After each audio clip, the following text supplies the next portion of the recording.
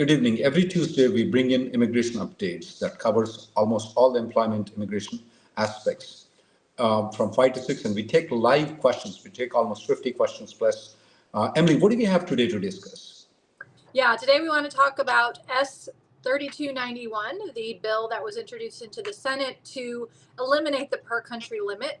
And what are the chances that it's actually going to make it through Congress? What can you do to help it pass this time around? And what does that look like going forward? And we've talked a number of times about the potential for a third round of the H1B lottery this year. Kind of surprised it hasn't happened yet. So is it still likely to happen? We'll discuss that. Another topic is the Margarita switch, this idea of traveling to Canada or Mexico in certain circumstances as a way to switch from one visa category to another. It's very common. Someone had H4 status and then received an H1B, and now they want to go back to H4 status. Can that be done without actually filing a change of status?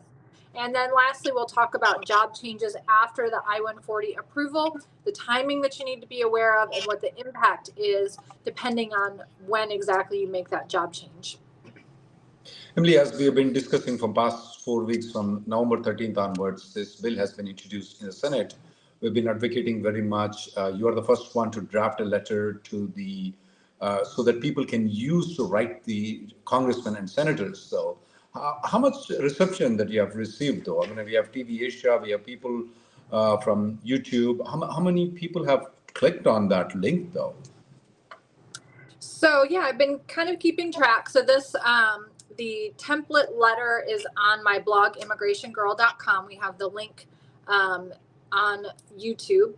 And so far, we've had 1,600 people visit that site. We don't know, of course, how many actually went through the process of writing the letters, but hopefully everyone who at least visited the site did that. So within 1 week, about 1,600 people have visited that so far.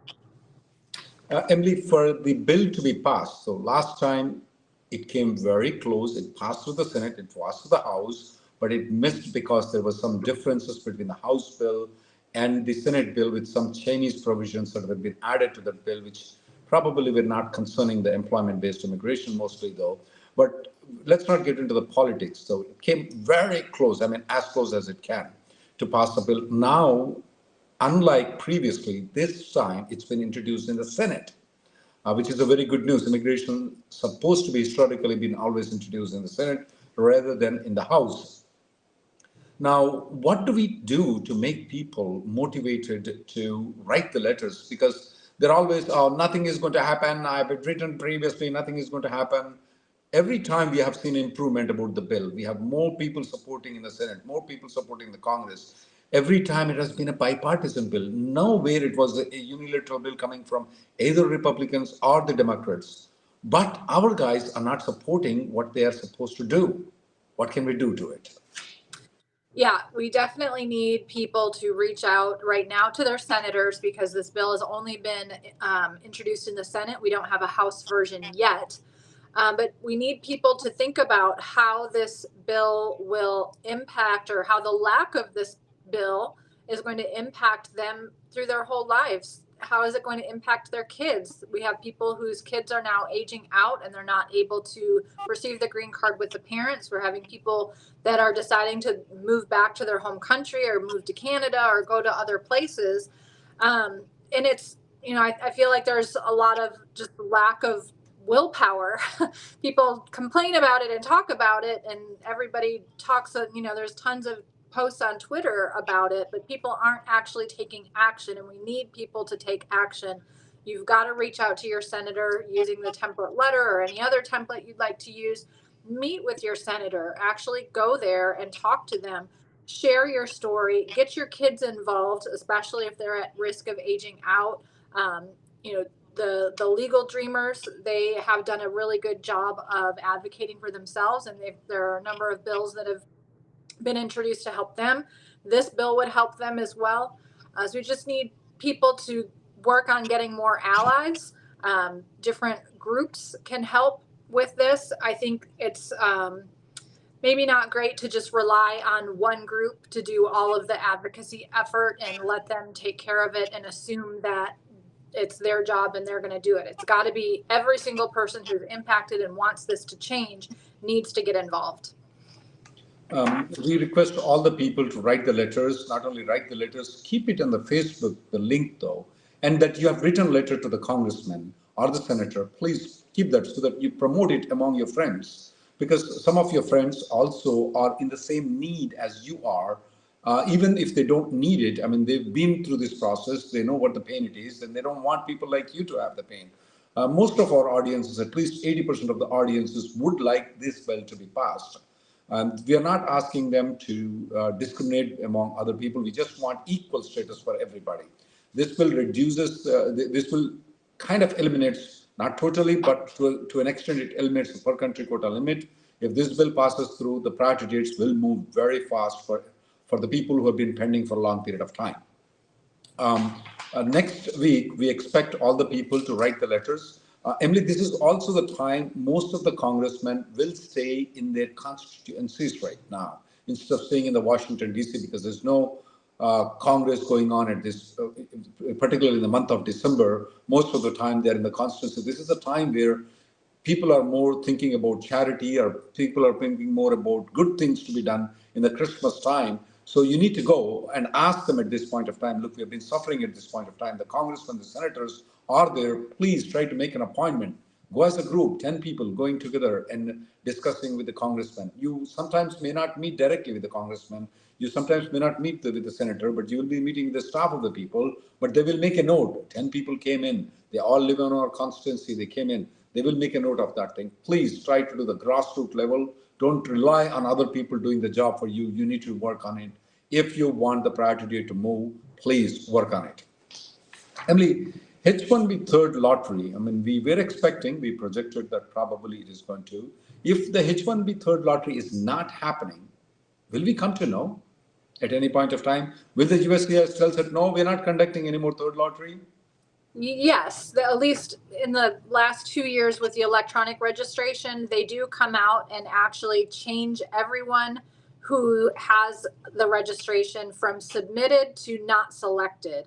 And they do normally put an announcement out that the cap has been reached and that they're not going to accept any new applications. So they have not done that.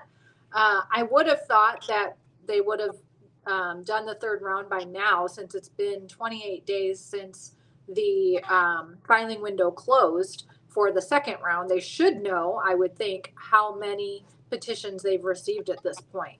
So I still have some hope, but I don't understand why there's such a delay.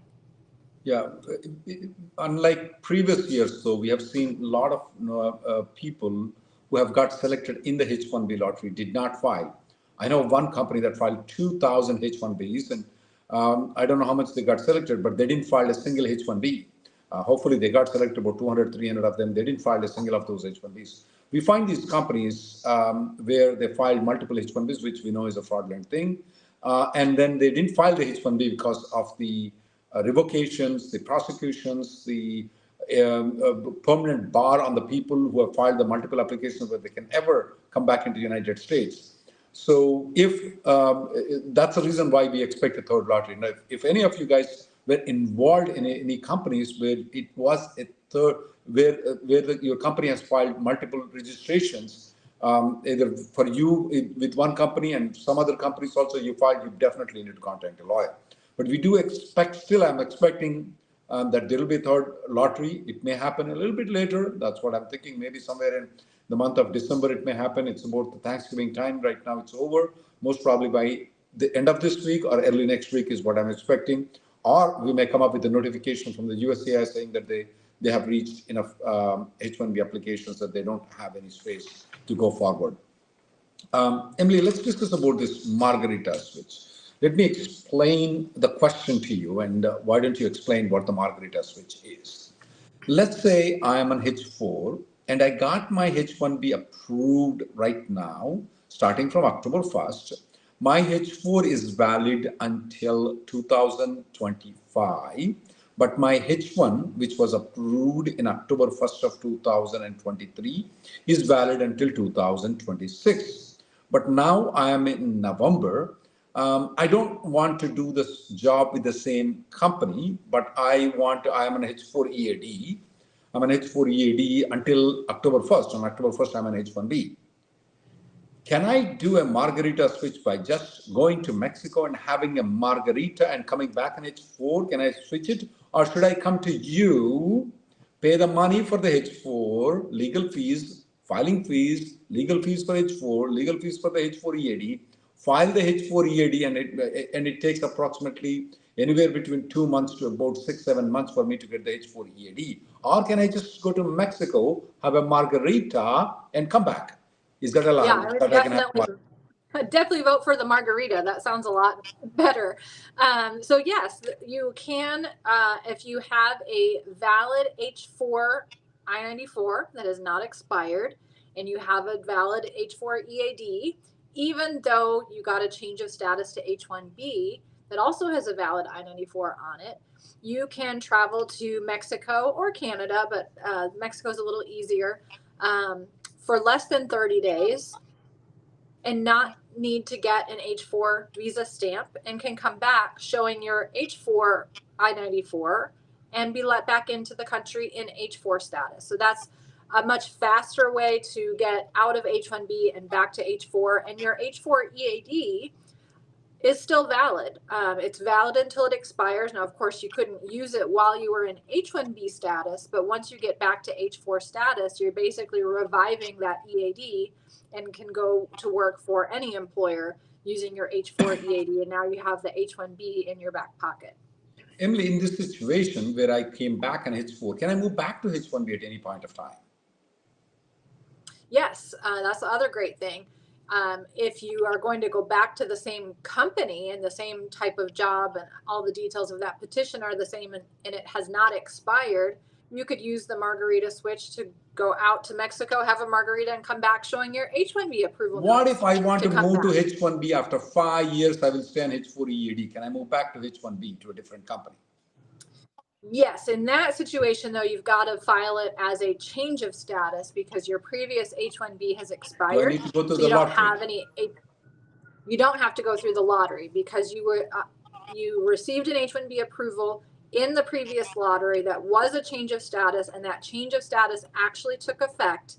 That means you were counted in the lottery, and you don't have to be counted again in the future, even if this petition has long since expired. What if the situation is that I am an L1A, I'm an L1A with, let's say, Microsoft, and some consulting company, good consulting company, filed a H1B, and the change of status occurred. I am on H1B. They filed in my second lottery system. I got the H1B approved right now, but unfortunately, I don't want to join the company. I want to go back to Microsoft. What should I do? Should Microsoft file an L1A transfer, or can I just go to do Margarita switch? Yeah, Margarita switch works for that as well. Since your previous L1A has not expired, it has a valid I-94 on it, you can exit, have a Margarita, come back showing your L1A approval notice with the valid I-94, and be granted admission back in L1 status without ever having to file anything with the Immigration Service or having the company file anything. Assuming I'm getting an I-140 approval at a later date, Emily, and I complete my 5 years of L1B visa, can I switch back to H1B in this particular situation where I was only on H1B for 1 single day? Yep, absolutely. The company can then file a change of status to H1B that is not subject to the cap, so you don't have to go through the lottery, and it can be extended. So normally L1 time counts towards the H1B time. So if you were already in L1 for 5 years, now you've used up 5 years of L1 time plus 1 day of H1B time. But because you have that approved I-140, you can actually get a 3-year H1B from this point, even though it's taking you beyond the typical 6-year limit. So, Emily, this Margarita switch, practically, it avoids the lawyers, the legal fees, the filing fees, except I still have to pay for the airfare and a nice all-inclusive resort in Mexico with a nice Margarita and come back. I choose to go to resort with a Margarita than going with a lawyer, Emily. Yeah, I think I would do that every time. Anything else, Emily, before we go to the next? thing? No, so last up is changing in the job after I-140 approval. So there's a couple of different things here. What happens if I'm on H1B and I just got my I-140 approved yesterday and now I want to change companies? Is now a good time for me to make the switch? No, Emily. The reason is that if you change the company right now, if you change the company within 180 days after your I-140 is approved, your company that filed the I-140 can withdraw your I-140. If they withdraw that I-140, you would not be able to use that I-140 to change, to extend the H1B beyond 6 years. You will not be eligible to use that I-140 for your spouse's H4EAD. So it's not advisable for you to change the company within 180 days after it's been approved. So if I wait 180 days and then switch, does that mean the company cannot withdraw my I-140? They can withdraw, but it won't have any negative impact on you.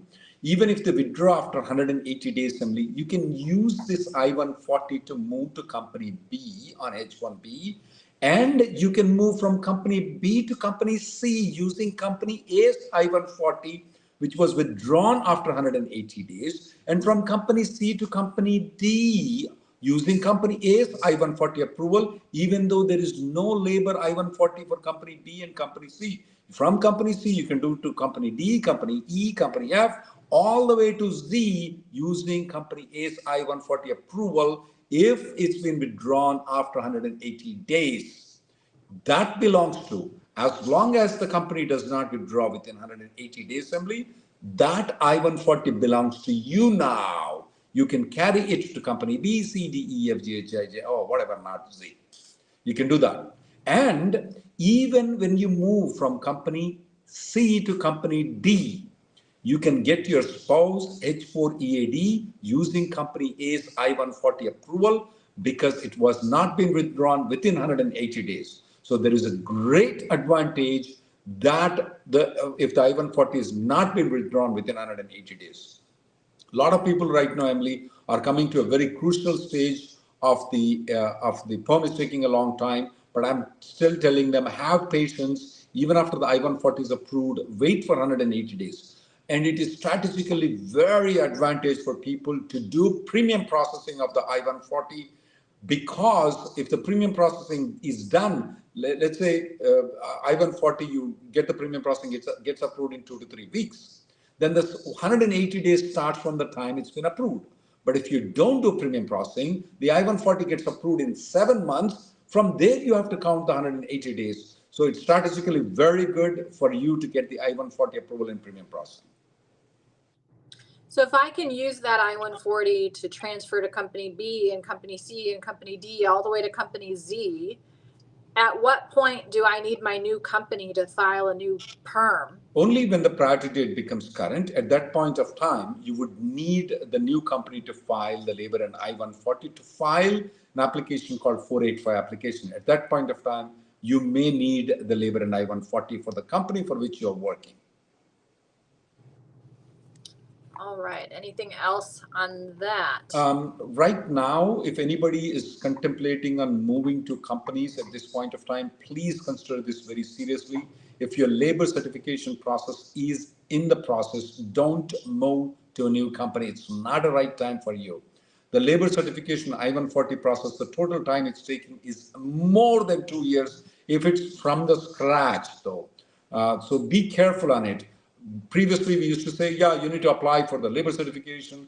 At least if you apply in the 5th or 6th year, you'll be fine. Not true anymore. You need to file in the 3rd year. That's the best time. Now, of course, we recommend that you file in the 1st year itself. You don't have to go for the 3rd year. But at the most, you can go to 3rd year.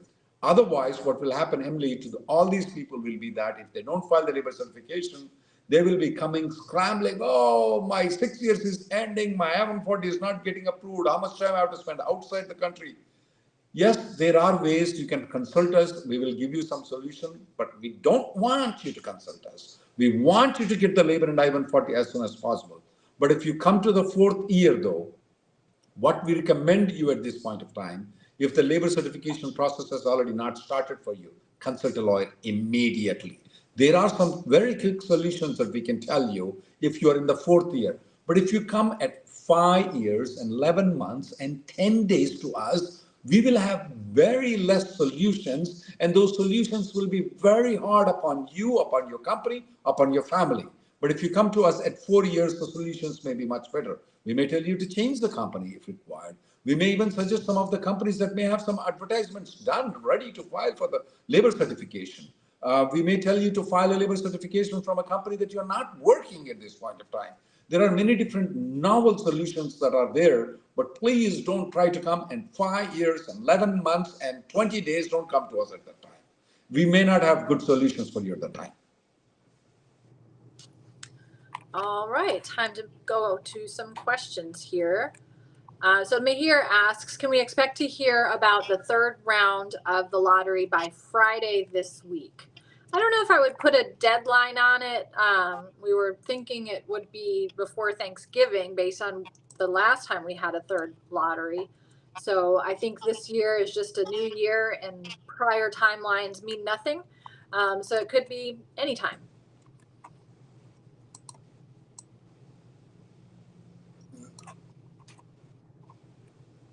I'm from Andhra Pradesh. My birth certificate shows as Komatla Raghava Kumar. My first name is Raghava and my last name is Komatla. Will there be an issue in 485? No, that will not be an issue.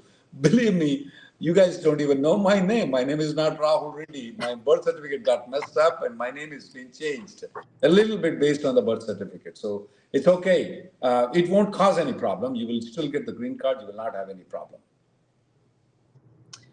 Streeter says, my AOS EAD renewal was submitted back in April for me and my wife, and we got the receipt, but no update on the EAD. When can we expect the EAD, and will we receive them both together with 5-year validity?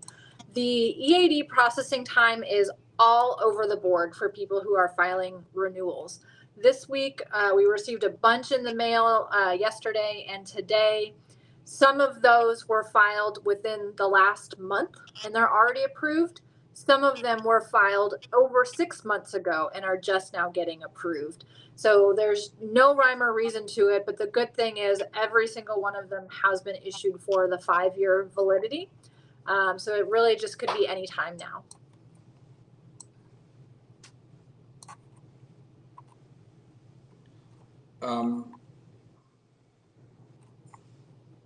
My brother works in India and his employer filed a H1B in 2018 and expired in 2020. They're not sharing the I-797 copy and they're not applying for extension. What are his options? Since technically speaking about his H1B is not stamped in the passport though, he will have to go through the lottery system again. It may be worth for you to complain to the USCIS. There is a H1B abuse. You should complain about this company, about the H1B abuse so that they don't do this to anybody else. Nikhil applied for the H1B renewal 6 months before it was expiring and included the H4 and H4 EAD extension for his wife. It's already been pending for 4 months now, and he wants to know if he applies for premium processing, will all 3, the H1, H4, and H4 EAD, be approved at the same time? In what we're seeing, probably 99% of the cases, yes, they do all 3 get approved together, even if it's a premium processing upgrade rather than the initial premium processing. In those few cases where they're not approved together, we can't really figure out what the reason is behind it. If it's just the officer, a lot of times that requires us to follow up with the premium processing unit. They'll always reply back and say, it's an H4, it's an H4 EAD. There is no premium processing for that. We then remind them of the settlement agreement that requires USCIS to process them all together. And then typically we get the approval shortly thereafter. Dandy has this question. Can he file an EB1A if he qualifies for 3 out of the 10 positions, or does he need to qualify for 5 of those things? Now, basic requirement is only for 3. If you feel that you are qualified for 3, you should file for EB1A.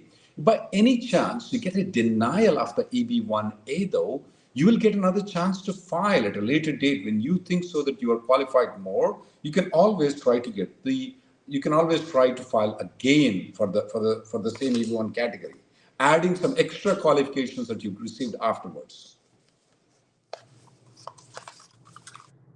Harry says, how much time does USCIS give applicants to respond to an RFE asking for the I-485 Supplement J? Yeah, it is typically 90 days or 3 months in most of the cases. Every once in a while, you'll get a random one that's only giving 30 days to respond, but that's pretty rare. Normally, the 30-day response times are for a notice of intent to deny rather than just a typical RFE. Ravi is asking on the CPT though, can he work on the CPT? Can he work on a 1099? No, we do not recommend that you work on 1099 and CPT. Chandra Kant says, does USCIS filter fraud and fake applications from the H1B lottery? For example, those that have a civil engineer degree but are filing for a software position.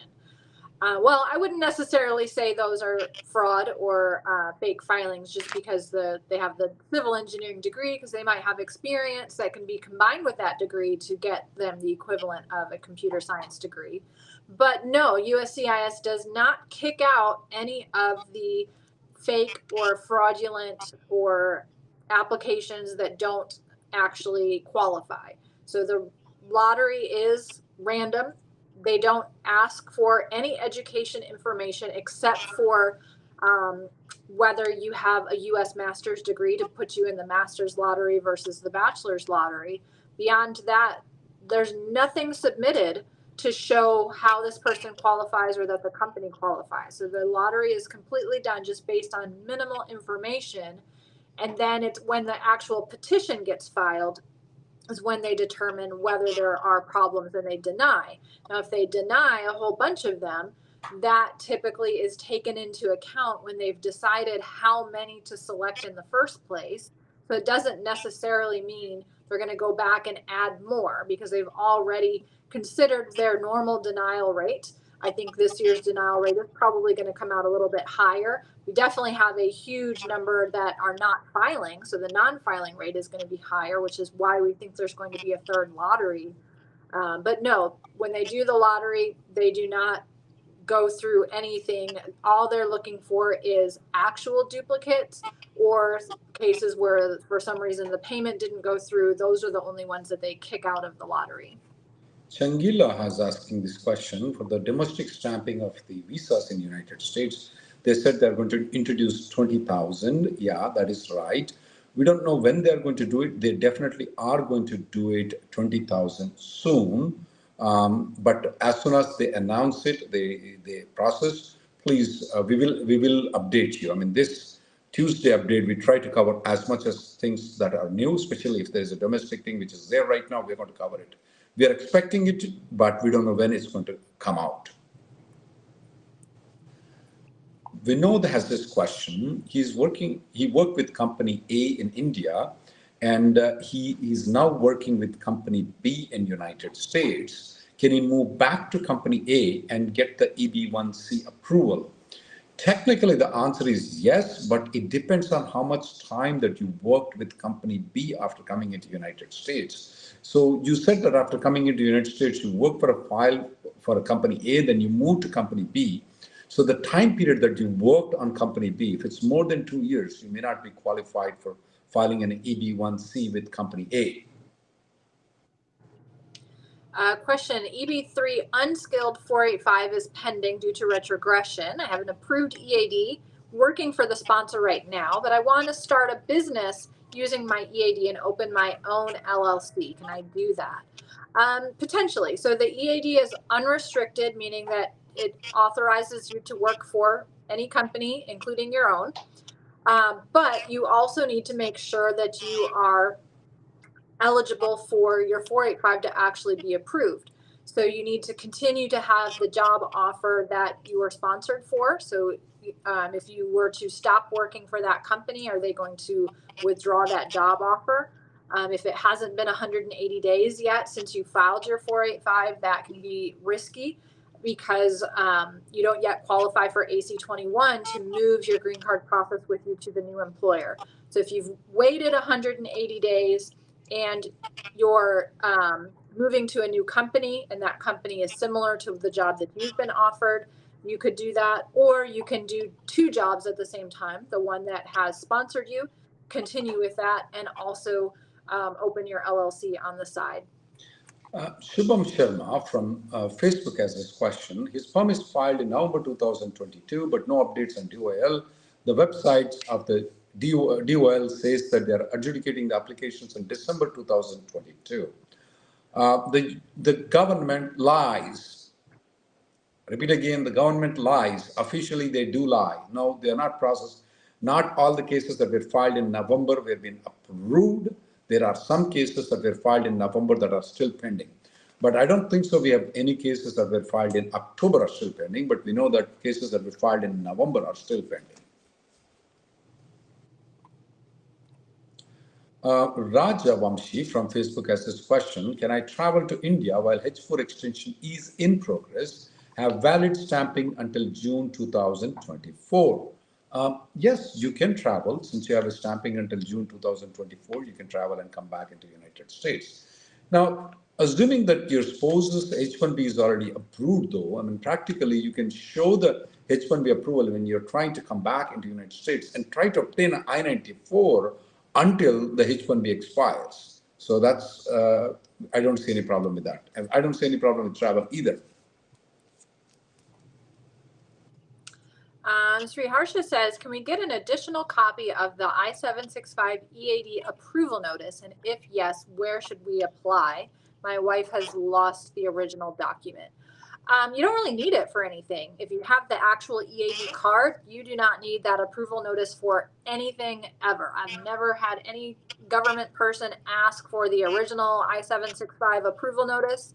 It's not used for anything. The document itself says it's not a visa, it's not work authorization, it can't be used for anything.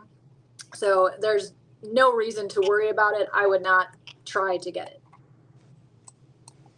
My end client is A, and I'm getting a better offer from client B. Both clients are New Jersey. I'm working remotely from home. Do I need to file a H1B amendment before moving to end client B? Assuming the job duties are similar, which I assume that they are similar. Since you are working from home and the LCA documentation covers the MSA location, you don't have to technically, you don't have to actually file an amendment before you move. Robbie says, my passport is valid till December 2024, and the employer's filing the extension in January 2024. Will my new I-94 have the 3-year validity or only to the passport expiration? So when you're filing with USCIS, it just requires that your passport is valid at the time of filing, and they will issue the approval notice for the full amount of time you're eligible, for the full 3 years, even if your passport is expiring before those 3 years. When the passport expiring is an issue is when you're traveling. If you're traveling into the US and your passport is expiring before your approval is expiring, that's where you get that shortened I-94. But filing with USCIS, they will give the full time even if your passport is expiring.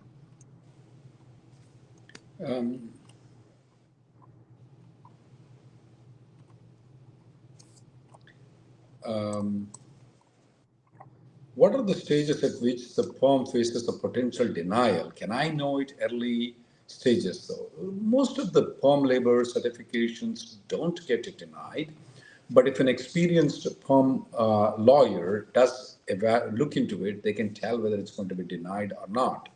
But the denial we will not know until the end stage though.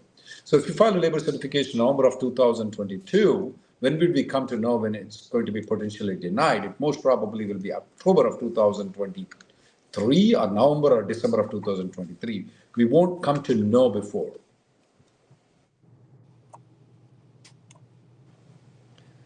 Govinda Baveja from YouTube has this question. Is there a minimum requirement like experience or educational requirement to file Perm or I-140?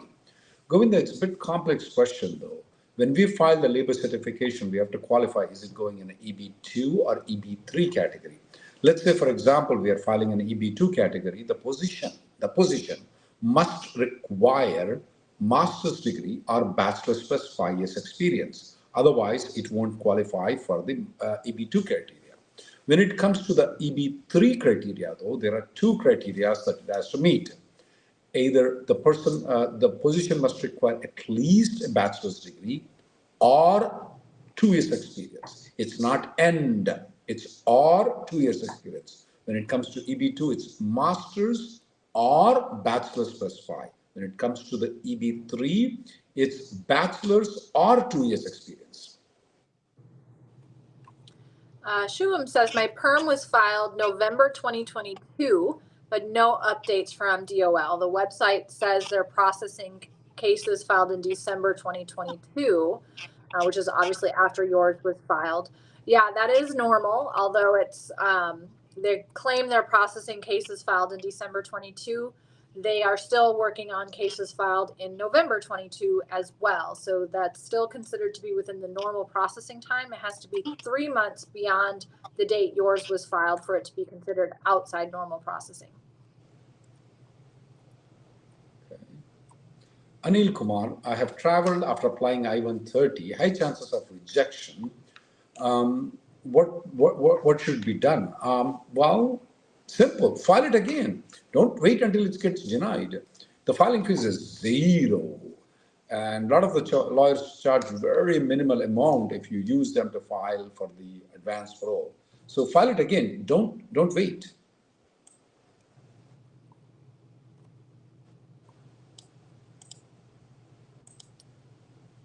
One second. And Neil says, I've traveled after applying for my I-131. You got that one?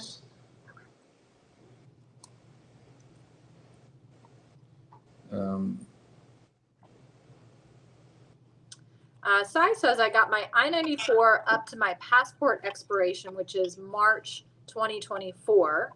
I got my extension after traveling back up to August 2025.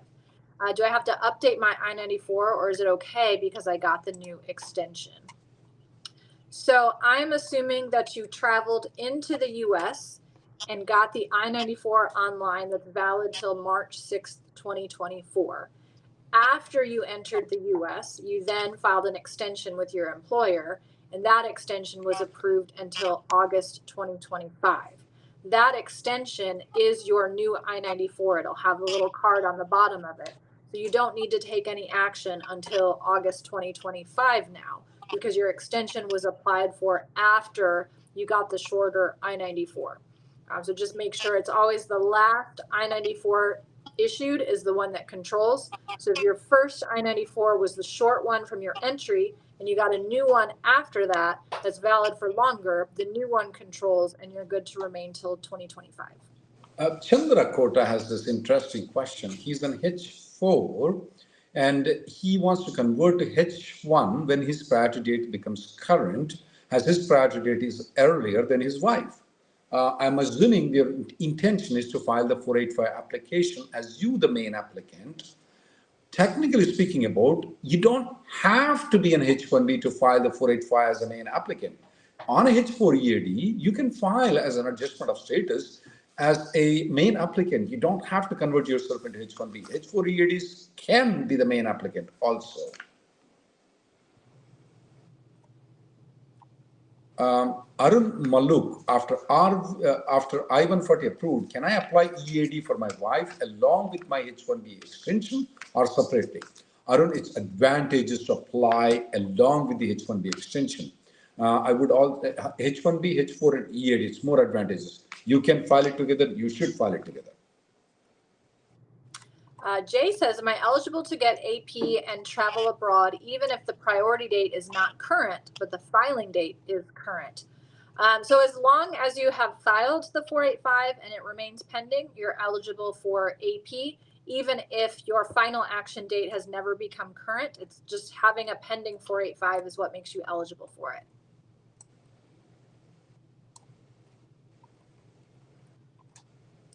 Sudu says, if pending AOS gets denied after using AP and being on H1, would that make one out of status immediately, or because of the H1, no issues? So assuming you entered on AP but also had a valid H1B that's not expired and you came back to work for the same company on that H1B, you can be considered in H1B status. And the denial of the 485 does not have any impact on your H1B. You can continue to stay based on your H1B until that expires. Vihan has this question. His prior to date is June 2021. His from previous employer, they are filing the I-14485, 765, and I-131. When would I get the green card in hand? Some cases, we have received applications that we filed in June and July of 2023. We received approvals when the dates are current. But there are some cases that filed about 1.5 years ago that are still pending. I would say that typically about 1.5 years is the time that it's taking. Vasu Reddy, he just wrote letters to the senators. Thank you very much. Thank you. That's a very good job that you did. Thank you very much. I hope everybody like you do it. Please post it on your Facebook. Question, has our law firm moved offices? We had a background with bright sunlight before. This is the darkness outside, which is now just reflecting my entire office, but that's just darkness from the time change. Thanks to you asked another question. Are you a dog person or a cat person, Emily? I am a dog. I'm a dog person. How about you? I'm a cat person.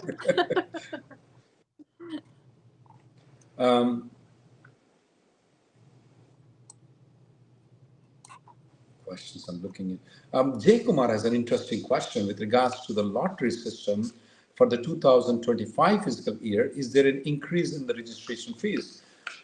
That part we don't know whether there will be an increase in the registration fees, but I will tell you how it works out with the new system, which I'm expecting that to go into effect by March of 2024.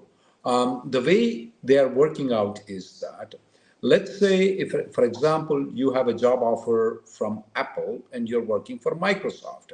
You file H1B with Microsoft and you file H1B with Apple. They will put you in the lottery system. They won't put you 2 times in the lottery system. You are, let's say, for example, your name is Jay Kumar. Now, since your name is Jay Kumar and your date of birth is so-and-so, they will only consider you as Jay Kumar as one person, though. Even if you file 10, 15, or whatever it is, you will only be considered as one. So there is no great advantage for people filing for multiple applications. Now, once Jay Kumar got selected in the lottery, though, then Jay Kumar get to choose whether he wants to go with Apple or whether he wants to go with Microsoft. That's what they will give you an option. But at this point of time, I don't know if there will be an increase in the fees. That part I really don't know whether there will be. But they will, the multiple filings will not have any advantage going forward, though. Juhi says, how long does the Perm application take to complete once my company starts the process? What's the timeline for approval for an Indian citizen? Plan on 2 years because, number one, it takes some time for some companies to decide on the exact job description and requirements of the position that they're going to use to submit the prevailing wage. So that time isn't even counted in this 2 years. But once the prevailing wage is submitted, it's going to take 6 months to get that. Then the recruitment process takes 6 months. Then you file, and they're taking a year to process the Perm right now. So that comes out to right about 2 years from the time they actually submit the prevailing wage. Dinesh, Emily, I want to discuss about this option, Emily. Dinesh, he may have an overlap of employment of 2 weeks, though, with company A and company B, because he's enticed by company B that they will give a 1 month bonus if they join early, and he can't leave the previous job early.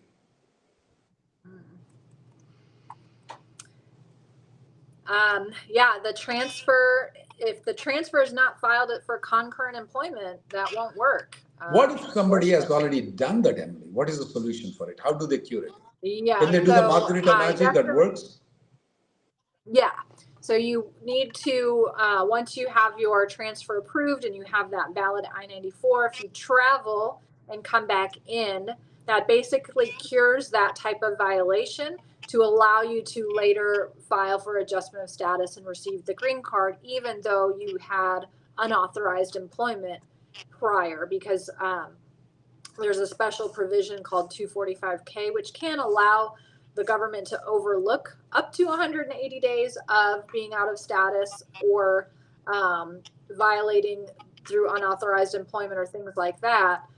But in order to avoid dealing with that at all, you can travel and come back in, and that from that point going forward, once you've come back in, that's where they will look to see whether you've maintained your status properly.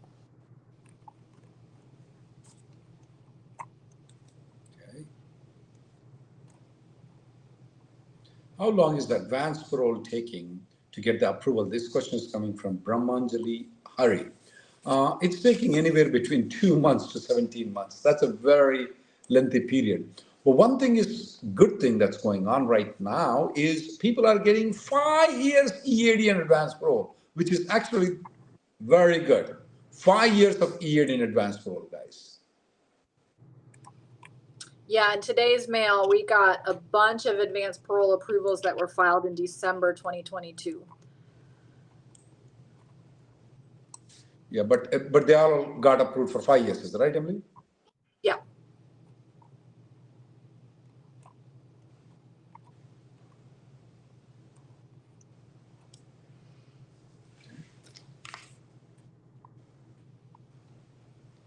According to the EO, some of the questions are a little bit not.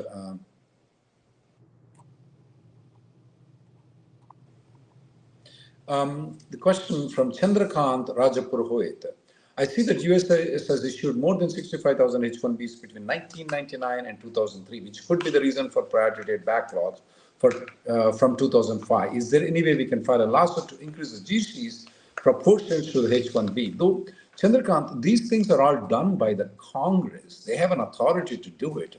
Congress did increase the H1B limitation. If I'm not mistaken, the limitation was almost like 200,000, somewhere around 190 or 200,000 in between the 1999 and 2003. We don't have, if we go to lawsuit, we will not have any victory, none whatsoever at all. What we suggest to you, Chandrakant, is to write the letters to the Congress. There are different ways to do it. One thing, have the per country quota removed. Second, stop counting the family members. Third is to get the unused green cards that went waste before 2005. There are a lot of unused green cards that went waste. That need to be coming into the picture. There are some 60 to 70,000 green cards that were wasted in 2021. So all those things, if we can use it, we can get it. Those are the best solutions right now. If we go through it, the Congress has an authority. They did allowed the more than 65,000 H1Bs. You can't go and say that they don't have an authority to pass the legislation in the United States. No, we can't. The court doesn't have an authority to do it. Chandu says, I would like to change my status to H4 from H1, but what should I do when my priority date becomes current because my date is earlier than my wife?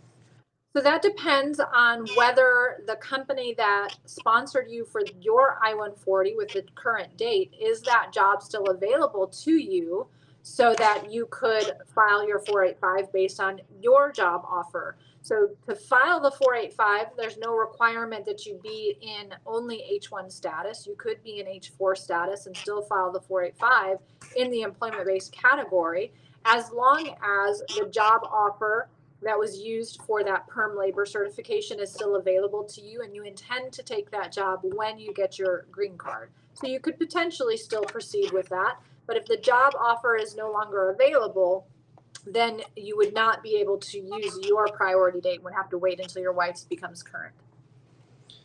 Question from Palnivel Manikam. Can I do 2 full-time jobs, each 40 hours a week, using green card EAD, both in the same profession? Will there be an impact on the GC? will it cause any problem? No, absolutely not. Can you do two jobs? Yes. Specifically, Infosys CEO, which I respect him very much, which I disagree with him, and one of the statements he made is we should start working, Indians should start working 70 hours a week, which I disagree with him, it should be 80 hours a week. You should. And the only impact that you will have is you'll get more money. If you have a problem spending it, call me, I'll be there to spend your money.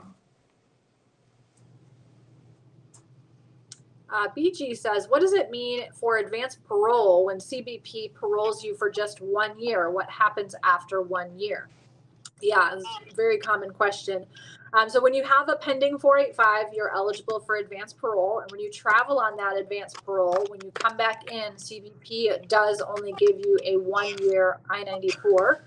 But you can ignore that as long as your 485 remains pending. So that's the only time you can ignore an I-94 end date is when you've entered on advanced parole and your 485 is still pending. I don't know why they only do 1 year. It doesn't really make much sense. I have a couple of questions on it. So if it's 5 years of advanced parole and I went and I came back, they only gave me 1 year of advanced parole. Let's say I came back in November 25th. They gave only until 2024, November 24th, 2024. Can I still use my advance parole, which is valid until 2027?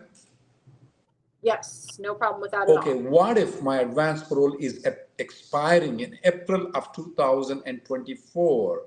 I returned back on November of 2023. Now they are telling that it's valid until November of 2024. My actual advance parole card is expiring in April of 2024. So in June of 2024, after my advance parole card expired, but my online status says that my advance parole is valid until November 2024. Can I travel in June using that advance parole?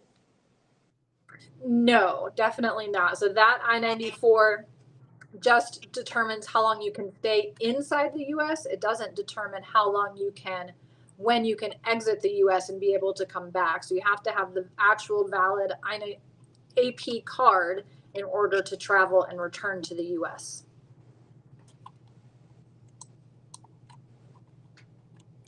Swaroop says, can the Perm application be submitted with an expired wage if the recruitment process commenced before the expiration, even if not all the requirements have been fulfilled?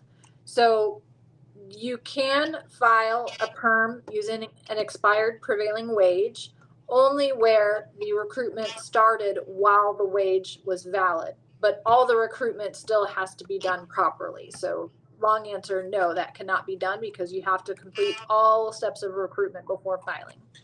People are asking the question when the priority date will be current for 2022 unless this per country quota limit is going to go through or some other changes are going to come in, most probably not in your lifetime, Mr. Srini.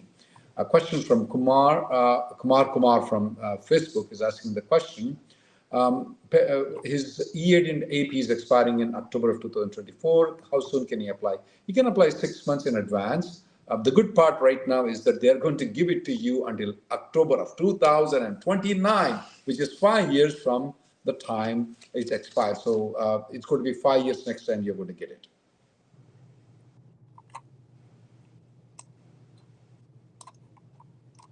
I got a GC E-AD approved for 2 years in October 2023. Is there a chance of getting advance parole approval for 5 years? Yes.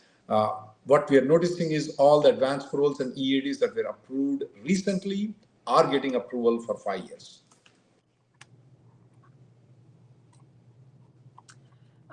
Dharmendra says, how can we lock the aging out kid to get a green card under EB2?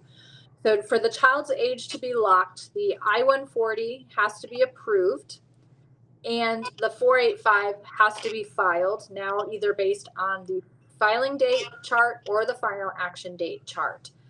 So the immigrant visa has to become available. That's what allows you to file the 485. and the I-140 has to already be approved. So depending on your child's age, you need to look at what point am I likely to be able to file my 485? And if you have a very late priority date, and you're from a backlogged country, you may have to start thinking now about the possibility that your child's age won't be locked because you won't be able to file the 485 in time. Question: Are people getting advance parole for 5 years even if they have applied before October 2023? This comes from Vinod Kumar. Yes, we are getting approvals for advance parole for 5 years, advance parole in EAD. Krisha Krishnan has this question. H1B extension is pending since April. She's waiting for the approval without premium processing. Her parents are about to go for the B1, B2. Does she need to wait for the I-797 approval for them to go to B1, B2? Absolutely not needed. They can go to B1, B2 even if your extension is pending. You don't need the approval of it though. Govinda says, if someone had a perm filed and approved earlier, but unfortunately cannot move forward with the I-140, and now a different and new perm is required, is that fine or could it be an issue? I don't see an issue with that at all, as long as everything in the first perm was properly filed and there's no misrepresentations made or anything like that. Having a prior perm that did not result in an I-140 has no impact on a future perm. Simpson Selvin has this question. I'm traveling to India on advance parole. My H1B I-797 is expiring in 2025 and no visa stamping. If I travel on advance parole, will I be abandoning the H1B? No, you will not be abandoning the H1B. Once you come back, if you want to extend the H1B, you can extend it. You want to amend it, you want to transfer it, you can absolutely do it. You are not abandoning the advance parole. Shanti, are you a member of AILA opposing removal of the per country limit? We may be members of a lot of different organizations. Yes, we are members of AILA. There's no doubt about it. We are opposing, within the organization, we are opposing the stance for the AILA intends to take on it, definitely. Just because we belong to one particular organization, this is one thing that has been circulated among people, Emily, is try to not to inclusive on that. Just because Emily belongs to Republican Party, I belong to Democratic Party, doesn't mean that if one of the if the Republican Party has taken one stance, doesn't mean that we are on that stance in everything. For example, I'm a Democrat, but I'm not with Democrats on the financial issues. Emily is a Republican, but when it comes to social issues, she is not with the Republicans. There are differences. So within the organization, now we know that there is one particular organization that is giving these poisonous feeds to the people, alienating, saying that, oh, they belong to that particular organization, so they are all evil. Don't take that stance, please. We need to be all inclusive. Even if we go to a congressman, if the congressman does not want to take off the per country limit, it's our duty to convince, if not request that, and don't just not go to the congressman if they disagree with it. So as Emily pointed out, though, we need to be more inclusive, not exclusive. Just because AILA is opposing doesn't mean that all AILA members are of the same belief. Anything on that AILA stance, Emily? No, I completely agree with you on that. And I, of course, haven't seen anything that they came out with for this particular bill yet, but I definitely would not assume that every single AILA lawyer, just because they're a member of AILA, feels the same way that AILA does about everything that they take a stance on or choose not to take a stance on. And I do think it's very important for people to not alienate the people that are actually trying to help. We see that a lot. We see that with only one organization. I don't want to name that organization, that is trying to alienate and isolate the people, and then not making inclusive of the entire society and hating everybody. Mm-hmm. That's not a proper way to lobby. Just request yourself, that's better.